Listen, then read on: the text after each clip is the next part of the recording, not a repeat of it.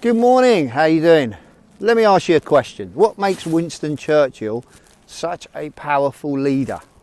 Now, there's quite a few debates about that, but I think the main reason is I've been reading one of his books, and if you listen to the words that he uses, the way he articulates the certain, ways of talking and also using the words in a way that just becomes so powerful.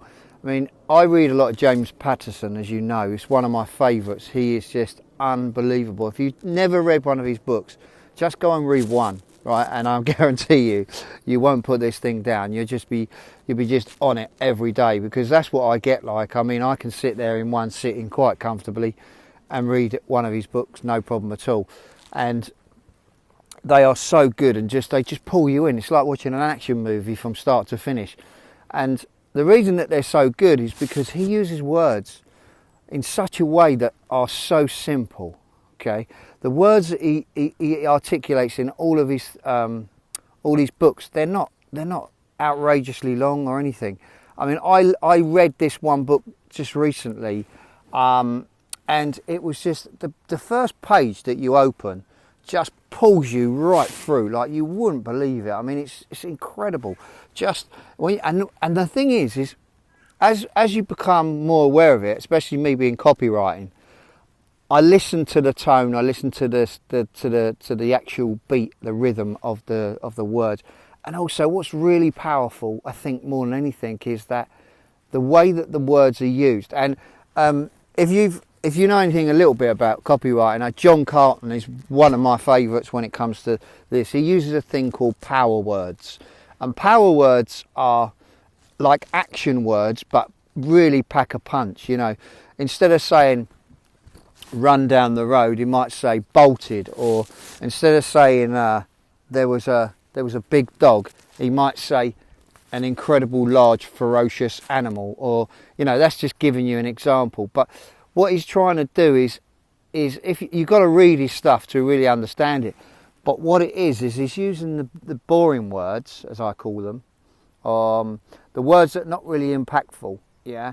And he's just taking those words and changing them up to make them more impactful. But the thing is, he's not putting lots of extra words in, so it doesn't become wordy. He's just looking for that one word that's going to really say to the reader, bang, knock you out your seat. You know, it's just going to pick you up, and you're going to go, whoa, that was like, wee. You know, like you're like, whoa, where did that come from? And there's certain writers that do that as well.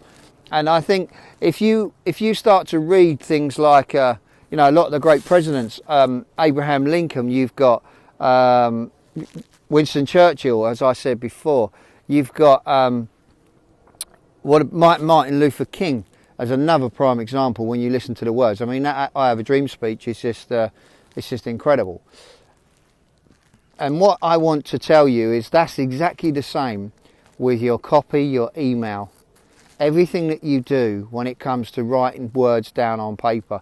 Really and truthfully as well, it should be everything you do when it comes to shooting videos that, you know, you're selling product or you're providing a service with. Because if you start using those words, your message will become so much more powerful.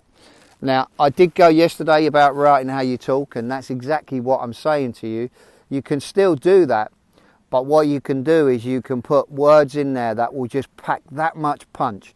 And if you read and go back and look at some of the older people who've been going for a long time in like 25, 40 years writing direct response copy or copywriters, even the old school, they're like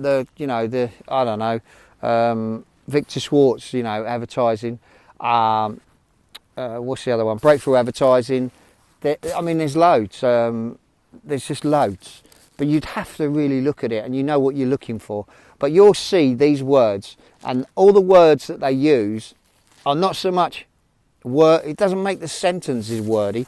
That's the bit that's really difficult to get your head around, because you think to yourself, well, if I'm going to start using longer words, I'm going to make my copy longer. No. What it is you'll find these certain words that you take, and that will become so powerful in the message, and it just draws people in. It's like an emotional draw. It's like an emotional pull. It's a special it's a real special way of writing, but it's powerful. And yeah, John Calton, he's master at it.